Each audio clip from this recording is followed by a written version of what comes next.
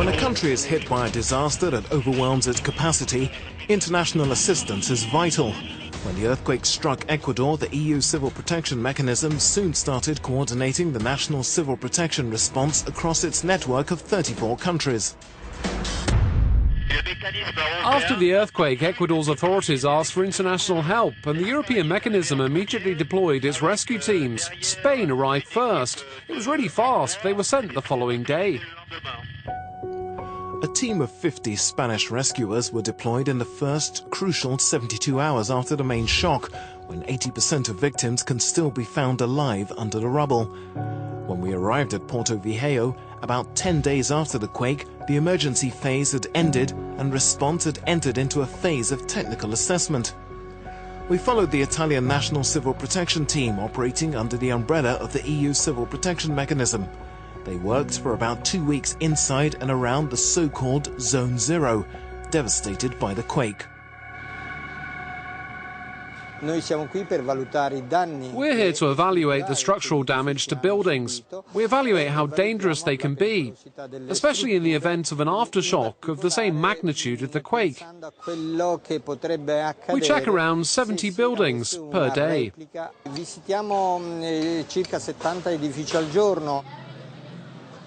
Around 500 buildings were checked in Porto Viejo. Most of them are classified yellow or red for serious damage or total condemnation. This building has already a red label. Why are you doing this inspection? We have to double-check in order to decide whether this building has to be demolished or not.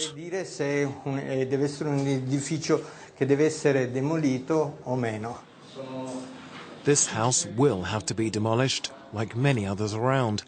Hard to hear for the family who owns the place. My mother lived out of this rental. There's no money. We don't have enough money to rebuild all this. How can we do that?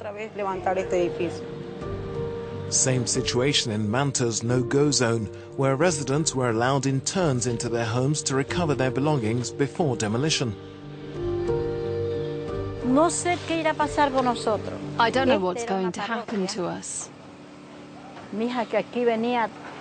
This was such a district. I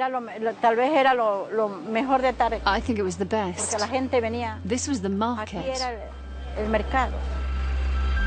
In Porto Viejo, we visited the European Coordination Team, whose task was to facilitate the activities of all the European teams sent on site to support local authorities. All the information on the quake is gathered here. And this is also the place where the response is planned, therefore what units will be sent and to where. The EU coordination team consists of 9 experts from 8 different countries. The Italian team has only been involved in structural engineering. The French team did structural engineering and water purification. Also, 3 British experts came to do structural engineering. The EU has released €1 million as initial humanitarian aid, channeled to provide life-saving support. Food and water distribution is an example. Around 347,000 food parcels were delivered in the first 2 weeks after the quake. The army distributed 3-day food parcels in rural areas around Rocafuerte, coordinated by the World Food Programme. My house fell completely. I was left in the street. We're given food every 2 or 3 days. The shortage of drinkable water was among one of the biggest problems. A French team of 30 experts arrived in the town of Chone 1 week after the quake. In 3 weeks, they distributed around 715,000 litres of water to around 10,000 people. We can produce 70 cubic metres, and we distribute an average of 60 to 65 cubic metres per day to the population, either by them refilling, like behind me, or by direct delivery with our vehicles or tankers. International technical assistance has allowed Ecuador to raise its procedures up to the most advanced standards, which will be useful for the following step: reconstruction.